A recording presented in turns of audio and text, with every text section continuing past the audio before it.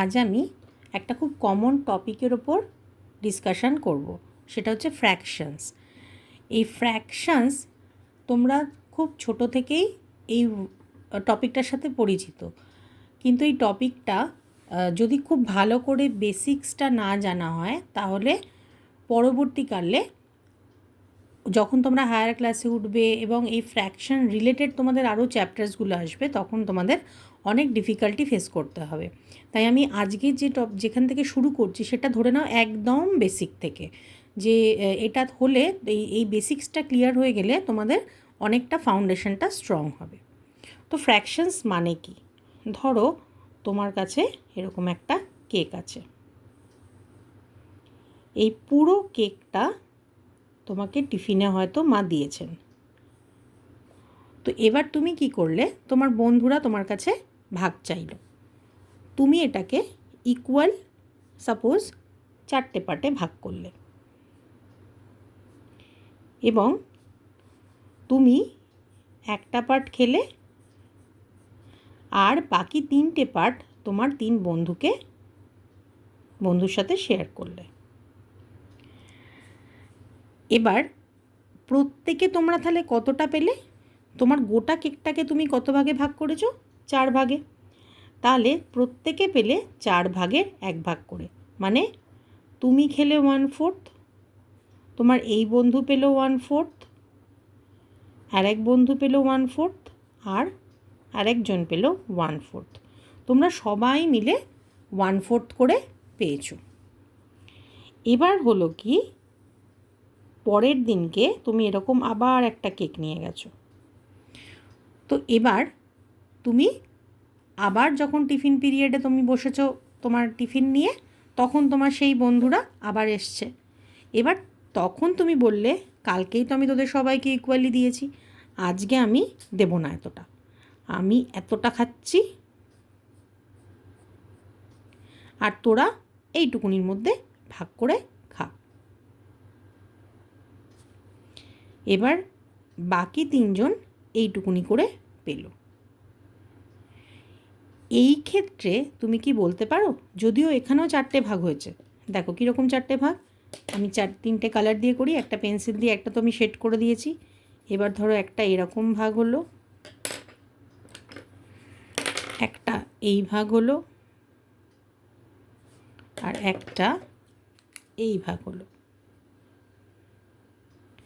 4টে তো ভাগ হলো, কিন্তু তুমি কি এটাকে বলতে পারো তুমি খেলে 1/4, এও খেলো 1/4, এ খেলো 1/4, আর তোমার এই বন্ধুও খেলো 1/4? এটা তুমি কখনোই বলতে পারবে না। তার কারণ এই ক্ষেত্রে তোমার প্রত্যেকটা ভাগ ইকুয়ালি ডিভাইডেড ছিল, তাই তুমি প্রত্যেকটাকে একটা ফ্র্যাকশন দিয়ে রিপ্রেজেন্ট করেছো। What is fraction? Fraction is a representation of a part from a whole. ঠিক আছে? তাহলে ফ্র্যাকশন কিন্তু একটা representation. Fraction is a representation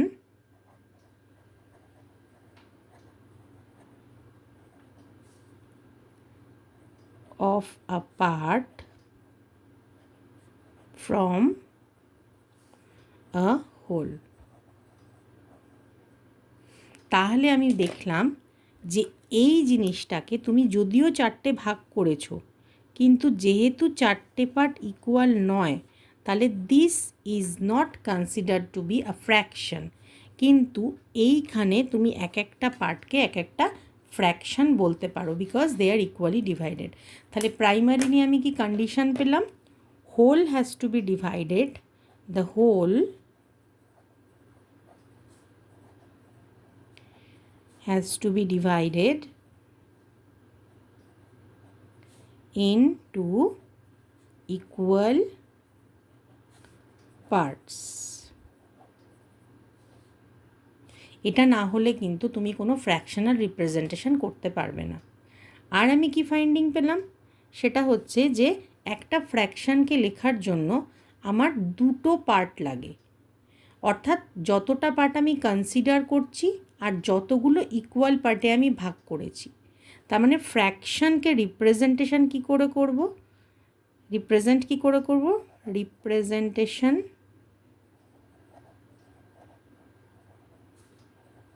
of A fraction. তাহলে কীরকম লিখতে পারি? একটা পার্ট ওপরে থাকবে যেটাকে আমরা বলি নিউম্যারেটর,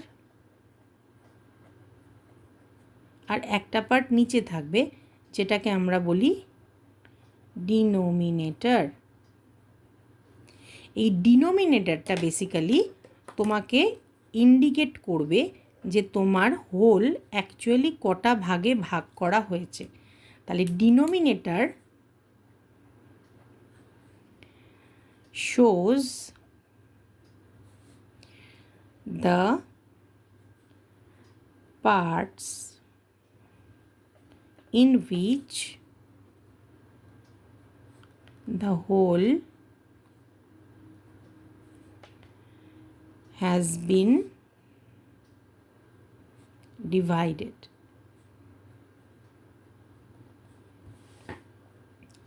আর নিউম্যারেটর কি করে? কতটা পার্ট আমি কনসিডার করছি। তাহলে নিউম্যারেটরে আমি কি লিখতে পারি? Part we consider.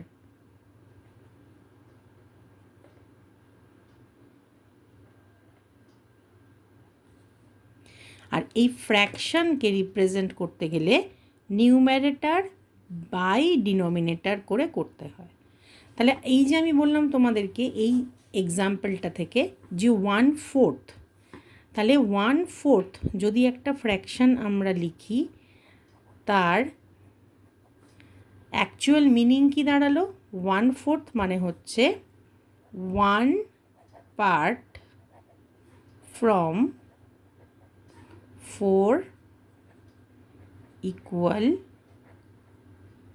পার্টস। 1/4 যদি আমি লিখি 3/5, তার মানে কি দাঁড়ালো? যে we are considering 3 parts out of 5। তাহলে 3 পার্টস অফ 5 ইকুয়াল পার্টস। তো বাই ডিফল্ট যেহেতু ফ্র্যাকশানে সব সময় পার্টগুলো ইকুয়ালি ডিভাইডেড থাকে, তাই আমরা ইকুয়ালটা না বললেও হবে। কিন্তু আমরা যখন ভাববো তখন কিন্তু আমাদের ভাবতে হবে যে 5টা ইকুয়াল পার্টে ভাগ হয়েছে, তার থেকে আমি 3টে পার্ট কনসিডার করছি। তাহলে এবার আমি তোমাদের যদি একটা এরকম একটা ধরো সাপোজ একটা রেক্ট্যাঙ্গেল দিলাম, আর তাকে আমি ভাগ করলাম 8টা ইকুয়াল পার্টে, তার থেকে আমি কনসিডার করছি শেডেড পার্ট। তাহলে fraction for the shaded part কত হবে? আমি কি বললাম যে নিউম্যারেটার হচ্ছে সেই ভ্যালু যখন আমি রিপ্রেজেন্ট করব, নিউম্যারেটার মানে যেটা আমি কনসিডার করছি। আমি এখানে কনসিডার করছি কি শেডেড পার্ট কত। তাহলে আমি এখানে গুনবো কটা শেডেড পার্ট, 1 2 3। তাহলে আমি 3টে শেডেড পার্ট পেলাম আউট অফ 8। তাহলে আমার এখানে ফ্র্যাকশনটা হলো 3/8। ওকে, আচ্ছা এখানে একটা জিনিস তোমাদের বলে রাখি, এটা যখন আমি লিখব তখন 3/5 লিখতে হবে, THS। এখানে এস কেন দিতে হবে? কারণ we are considering more than 1 part. এখানে কিন্তু আমি 4th লিখেছিলাম, 4ths লিখিনি, কারণ আমরা এখানে 1 পার্ট কনসিডার করেছি। তো সিঙ্গুলার বলে এখানে 4th হলো, কিন্তু যেহেতু এখানে 3টা প্লুরাল তাই 5ths হবে। এই ছোট্ট ছোট্ট টেকনিক্যালিটিগুলো আমাদের মাথায় রাখতে হবে। অনেক সময় আমাদের ওয়ার্ডে রিপ্রেজেন্ট করতে দেবে, মানে আমাদের লিখতে হবে ওটা ওয়ার্ডে, তখন কিন্তু যদি তুমি 3/5 লেখো টেকনিক্যালি ওটা হবে না। কারণ ফিফথস লিখতে হবে তোমাকে প্লুরাল বলে। তাহলে এখানে এটা কি হলো 3/8, 3/8।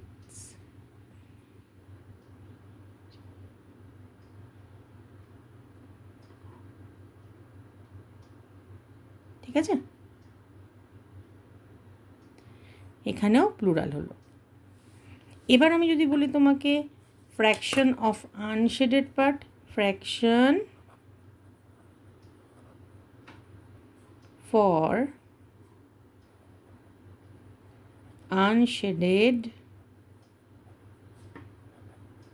পার্ট কত হবে? 8টার থেকে 3টে শেড করে দিয়েছি, পড়ে রইল কটা? 5টা। 1 2 3 4 5, তাহলে 5/8।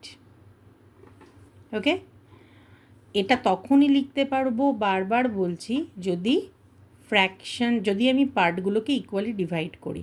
যদি আমার পার্ট আনইকুয়াল থাকে, আমি যদি এরকম একটা ছবি তোমাদের আঁকি, এঁকে দিই, আর তার করেসপন্ডিং ফ্র্যাকশন আমি লিখলাম ইকুয়ালস টু 1/3, তাহলে এটা কিন্তু অ্যাবসলিউটলি রং হবে। কারণ তোমার স্ট্যান্ড কি হবে, তোমার রিজন কি হবে, এটা যদি তোমাকে বলে যেটা ট্রু না ফলস, তোমার এটা ফলস হবে। তার রিজন কি? The parts are not equal, or the whole is not divided into equal parts। তাই জন্য তুমি এটাকে কেউ যদি 1/3 বলে, সঙ্গে সঙ্গে সেটা ভুল হবে। ওকে, তাহলে এই ছোট্ট বেসিকটা এখন করাই, আবার আমি নেক্সট ক্লাসে আরেকটু ডিটেলে যাব।